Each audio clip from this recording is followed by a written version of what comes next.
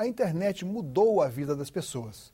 Mas o Brasil, com 80 milhões de internautas, ainda não tem um marco civil para garantir os direitos dos usuários e tipificar os crimes cibernéticos, por exemplo. Um projeto de lei do Executivo que trata exatamente do Marco Civil da Internet já está sendo analisado pelo Núcleo de Estudos e Pesquisas do Senado Federal. Conosco aqui no estúdio o consultor legislativo Igor Vilas Boas. Igor, o que é exatamente o Marco Civil? Por que esse nome Marco Civil da Internet? O objetivo do projeto é exatamente estabelecer princípios, direitos e deveres relativos ao uso da internet do Brasil. Por isso o nome. Ao estabelecer obrigações, ao estabelecer direitos, ele procura definir a relação que se dá de consumo e de utilização de forma geral da internet entre o usuário e aquele conjunto de empresas que oferecem não só a infraestrutura, mas também o conteúdo, as aplicações que são, em última instância, aquilo que o usuário está efetivamente interessado em utilizar. Então, nessa relação que se estabelece, obrigações, responsabilidades, direitos, deveres precisam ser, de forma geral, definidos para justamente evitar, orientar a utilização adequada da rede, sem, obviamente, estabelecer qualquer restrição desnecessária, mas, ao mesmo tempo, inibir práticas que possam ser consideradas inadequadas nessas relações sociais. Esse projeto ele surgiu, ele é do Executivo, já está na Câmara dos Deputados, aqui o Senado já se prepara para fazer uma discussão mais aprofundada, mas ele surgiu dentro do Ministério da Justiça, se não me engano, e houve uma consulta pública. Como é que foi isso? Então, a preocupação, o fenômeno internet, ele foi sendo tratado comercialmente, na relação direta contratual entre o usuário e o provedor de serviço. E, naturalmente, essa relação gera... ficou um vazio Ficou jurídico, um vazio, gera situações que têm que ser apreciadas judicialmente, têm que ser apreciadas do ponto de vista do direito do consumidor, têm que ser apreciadas em relação à defesa da concorrência, e havia, de fato, um vazio. Então, o Ministério da Justiça... O que não é crime, né? Crime no Marco Civil é alguma coisa que o Senado e a Câmara vão ter que definir se incluem. Existem projetos tratam de matéria penal, já tramitando tanto na Câmara quanto no Senado. O Marco Civil proposto pelo Executivo não resolveu deixar a tipificação de crimes ainda fora. Então vai ficar a cargo da Câmara e do Legislativo resolver se tipifica ou se deixa a matéria penal tratada à parte. Isso é uma discussão ainda em aberto que está sendo já apreciada na Câmara. Agora, lá no primeiro parágrafo, parece que o projeto coloca o uso da internet como um direito do cidadão, né? Sem dúvida. Então, o Ministério da Justiça, dentro da sua estrutura, tem responsabilidade, por exemplo,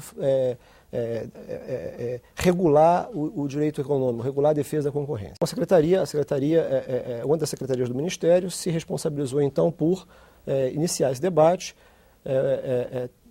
abriu um blog, né, em 2009 e divulgou, né, essa iniciativa na sociedade de forma que todo internauta, todo aquele interessado em discutir o tema, teve a oportunidade durante mais de um ano de apresentar suas críticas ao anteprojeto inicial, né. Todas essas considerações foram milhares de contribuições durante esse ano e meio, mais ou menos, em que o projeto ficou aberto à consulta. O Ministério depois processou essas contribuições e formatou um projeto final que deu entrada no Legislativo. Agora, interessante é que a tecnologia avança a passos, avança com uma velocidade incalculável, né? E é interessante que seja feito um marco civil que não fica obsoleto em pouco tempo, né? Isso é um desafio, né? É um desafio porque existem as perspectivas o efeito, as nuances de uso da internet, os efeitos, as situações fáticas são as mais variadas. Então existe desde a dificuldade de se identificar que, de fato, quem é o autor de determinada publicação na internet, atribuir obrigações na cadeia produtiva, né, que você tem desde daquela empresa que oferece a conexão até aquela que oferece a aplicação, e nesse meio você definir quem é o responsável, quem é aquele que deve suprir a dificuldade associada justamente à tecnologia de identificar o usuário, inibir ou de coibir através de uma política da autorregulamentação o que pode ou o que não deve ser feito na internet. Então, e como aí a diversidade é total, e a diversidade não só de interpretações do direito e da conveniência de se regulamentar a internet, mas também do que é adequado ou não, quer dizer, aí você tem é necessário é conveniente, no mínimo, que o legislativo, né, o Estado, se envolva nessa discussão e veja, com a participação ampla da sociedade, aquilo que deve ser objeto de lei, aquilo que deve ser realmente matéria regulamentada. Ao Estado, então, caberia prover não só meios para que as infovias estejam disponíveis aos usuários, aos cidadãos, já que é um direito, e também a fiscalização, para que não haja, digamos assim, uma superposição de poderes e não haja uma interferência na vida do cidadão indevida. Para que não haja, por exemplo, os dados não sejam violados. Exato. Então, o projeto, a gente pode resumir em 4 grandes conteúdos. O direito de acesso, como você mencionou há pouco. O que é o acesso à internet? É um bem a ser tutelado pelo Estado ou ele é um bem comercializado no mercado, como qualquer outro, e quem tiver recurso e condição e residir no local em que a oferta está disponível, compra o produto. Então, existe uma primeira discussão anterior, que está associada, quer dizer, à base de tudo. Se você não tem acesso ao serviço de conexão à internet, então você não tem acesso ao mundo cibernético. Então, o acesso como direito é uma primeira discussão, e aí você tem uma série de coisas junto, regime jurídico, políticas públicas, impacto nos contratos de concessão de telefonia, tem um mundo de coisas a tratar. Tem também com o Plano Nacional de Banda Larga. Plano Nacional de Banda Larga, que é parte da política pública de fomento ao acesso à informação, ao acesso à internet. Então, esse é um primeiro bloco de questões que estão postas resumidamente no projeto. Um segundo é discutir o que é privacidade, né? Quais são os limites, né, do direito do usuário, né, de se expressar na rede, ao mesmo tempo protegendo sua informação, protegendo seus dados. Quais são os limites que os provedores de serviço que obtêm essas informações, as informações de navegação, os dados pessoais do usuário, quais são os limites de utilização dessa informação. E privacidade sempre conflita com liberdade de expressão, são 2 princípios de corte constitucional, mas que entram em conflito permanentemente. Liberdade de imprensa também. Liberdade de imprensa nesse bolo. Então, privacidade e liberdade é um segundo grande tema. Naturalmente, os direitos de propriedade, não só da infraestrutura física que dá suporte ao acesso, mas do conteúdo que circula na rede. Então, propriedade intelectual, inclusive, é um terceiro bloco. De pirataria, de adulteração, Exatamente, de fraudes, qualquer tipo de uso indevido, né, da infraestrutura e do conteúdo que nela circula. E aí a neutralidade de rede, que é alguma coisa muito discutida, é como instrumento para a serviço da preservação, do cumprimento da função social da propriedade. Agora, antes da gente falar da neutralidade de rede, que me parece que é um conceito um pouco mais complicado de explicar, eu queria que você comparasse, porque parece que o Brasil também não é considerado um dos países onde o usuário da internet tem total inviolabilidade. Fazendo um comparativo com outros países, como, por exemplo, Cuba, onde a internet praticamente é dominada apenas pelo governo. O Irã, onde existe uma censura. Os Estados Unidos, onde também, por serem talvez o país mais avançado, o cidadão nem sabe se ele está sendo perscrutado ali, investigado nas suas preferências. Inclusive, isso é um perigo quando se trata de política. Primeira pergunta, como é que funciona isso aqui? Por que o Brasil não é considerado um dos países onde essa inviolabilidade é respeitada? É verdade isso? Bom, Paulo, de fato, há algumas publicações que colocam o Brasil numa posição diferente da esperada para um regime democrático, né, um Estado de Direito que se vive. Então, e isso é resultado do nível, da forma das intervenções estatais, então da quantidade e tipos de ações judiciais movidas, da forma como o Estado lida com o direito da empresa de oferecer o serviço. O vazio jurídico favorece isso. Exatamente. O tipo de responsabilização que recai sobre o provedor do serviço ou sobre o usuário, a forma de defender ou não a privacidade, o direito de expressar uma ideia que por exemplo, se contraponha a uma ideia predominante de governo, de uma política pública. Nada ilegítimo. Quer dizer, obviamente, ninguém toleraria uma incitação à violência, uma discriminação racial perpetrada pela internet. Aí voltamos para a lei, digamos assim, a lei comum, né?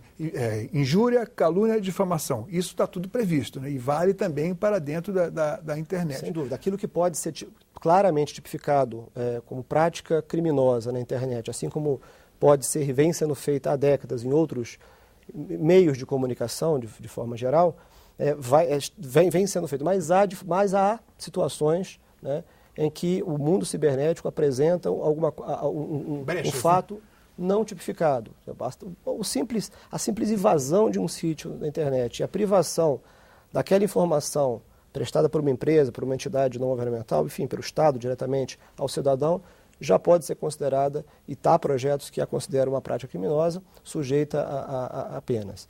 Então, assim, a questão você me colocou, a questão do Brasil ser considerado um país restritivo. Eu não diria que a classificação não chega nem próximo de comparar. Ele não está entre os mais, digamos, os mais democráticos. Não está longe dos países em que o regime é mais opressor, mas nós poderíamos ter, se essa discussão acontecer e se a regulamentação for feita, convergir para um consenso, para níveis adequados de intervenção, pode contribuir para que, por exemplo, a interpretação judicial de casos conflitantes se dê de forma mais homogênea, haja mais segurança jurídica, uma expectativa prévia sobre as consequências de determinada ação na internet. Ou seja, vai competir ao legislativo e por conseguir, e também a vocês que são consultores, né, dar instrumentos para que o legislativo trace um balizamento. Exatamente. É um desafio muito grande porque a intervenção legislativa e, portanto, estatal na natureza considerada livre da internet já é por si só um desafio. Quais são os níveis de intervenção, como distribuir as obrigações e como sancionar ou como inibir práticas consideradas inadequadas, começa a dizer que práticas são inadequadas, até onde vai a liberdade de expressão, como se faz a responsabilização, a dificuldade de se identificar o autor. Quer dizer, a gente tem que estabelecer princípios gerais, direitos e deveres das partes que usam a internet, oferecem um serviço, usam um serviço, de maneira que o judiciário e as pessoas mesmo, aquelas que usam e oferecem serviços, inovam por meio da internet, possam saber o que esperar e orientar um pouco o seu comportamento, mantendo aquela liberdade de expressão que é a base do sucesso da internet até hoje. No artigo 5º da Constituição, está garantido o direito de expressão e a inviolabilidade do indivíduo. Isso está contemplado? Isso é o enfoque da privacidade. Está contemplado como direito do usuário, como princípio geral de uso da internet. Como direito do usuário, a privacidade está sendo traduzida pelo projeto basicamente em duas coisas: sigilo das comunicações e proteção de dados pessoais. Existem... Desculpe, a gente sabe hoje que a vida do país, a vida política do país é quase que efervescente em função de vazamentos ou supostos vazamentos. E como é que isso está previsto no projeto? Como coibir? Porque, veja bem, isso aí conflita com... É algo que conflita com o interesse público de tomar conhecimento das coisas. Quer dizer, é uma fronteira muito pequena, né, para a censura, né?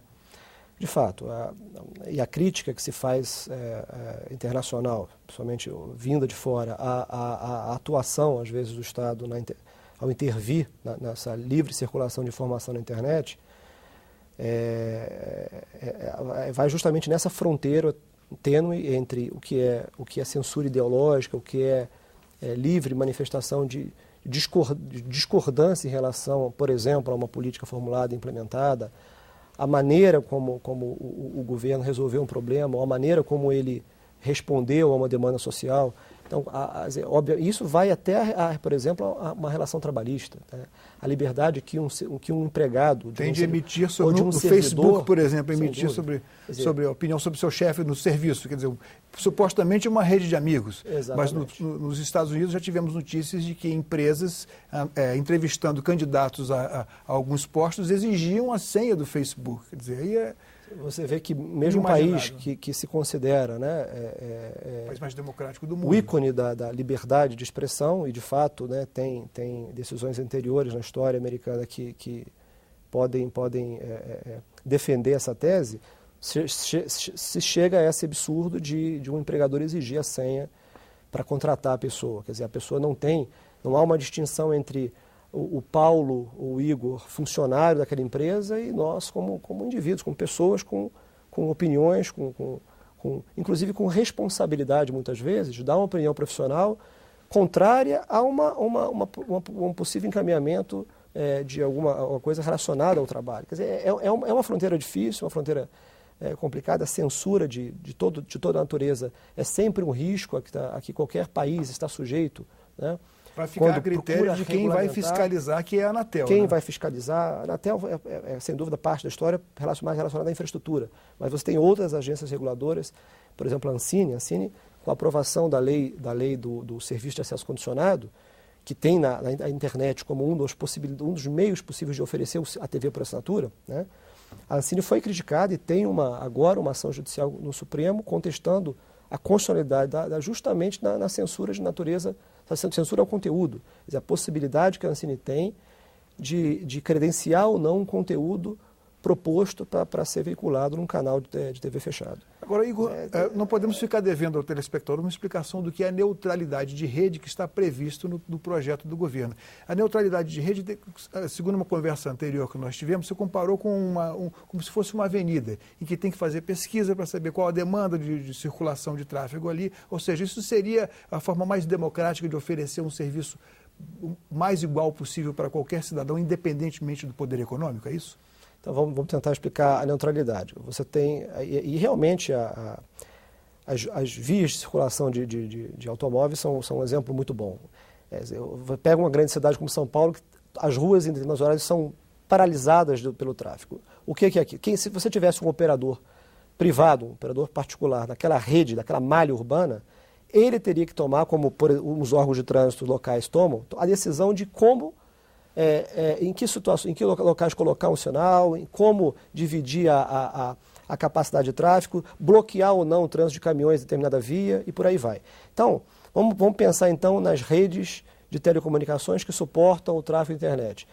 É possível ou é conveniente que uma operadora de rede analise o tráfego que está passando e defina que tipo de tráfego, que tipo de pacote pode ou não passar? Então é disso que trata a neutralidade de rede. E aí a neutralidade tangencia dois grandes princípios. De um lado, o direito à propriedade, o direito de um operador que detém aquela rede de telecomunicações, né, como um bem privado, uma propriedade sua, gerenciar a melhor forma de utilizar aquele recurso, e de outro, o direito, os princípios constitucionais também, o direito ao acesso à informação, de liberdade de expressão, de livre iniciativa, quer dizer, um provedor querendo oferecer um serviço pela internet, considerando que a internet tem protocolos abertos, você consegue, basta que você desenvolva um aplicativo e ele seja interessante, você coloca ele na internet, da noite para o dia ele vira um sucesso. Então, você tem de um lado a necessidade de organizar o tráfego na rede, para que a própria rede funcione bem, funcione de forma mais eficiente, e do outro, você tem a necessidade de manter esse caráter livre, manter o direito de escolha do usuário, independente da intervenção do operador da rede. Quer dizer, a possibilidade de escolher que aplicação, a possibilidade de ter um serviço com qualidade prestado, a possibilidade de escolher qual é o provedor, não deixar a escolha da operadora mediante um contrato com algum... O poder econômico se sobrepõe de forma geral à escolha livre do usuário. Então é uma discussão global, vários países já passaram por ela, com dificuldades para chegar a um consenso de qual a melhor forma de regulamentar a neutralidade. O projeto traz o princípio da neutralidade de forma muito absoluta, absolutamente vedado ao operador de rede monitorar, filtrar e discriminar de qualquer maneira o tráfego que circula na rede. Há que se relativizar esse enunciado na medida em que o operador precisa, sim, ele tem obrigações, inclusive, em relação à qualidade do serviço prestado, ele precisa fazer intervenções para garantir que aquela circulação do tráfego ali se dê de forma satisfatória para todos. Enfim, é um retorno novamente conflituoso, novamente difícil de regulamentar, mas o projeto encara de frente a questão e propõe o debate no Legislativo. Igor, muito obrigado pela sua presença aqui. Eu que agradeço. Cidadania conversou com o consultor Igor Vilas Boas sobre o tema Marco Civil da Internet. Para enviar críticas, sugestões, ver de novo ou mesmo baixar uma cópia deste programa, acesse www.senado.gov.br/tv. Obrigado pela sua atenção e até o próximo Cidadania.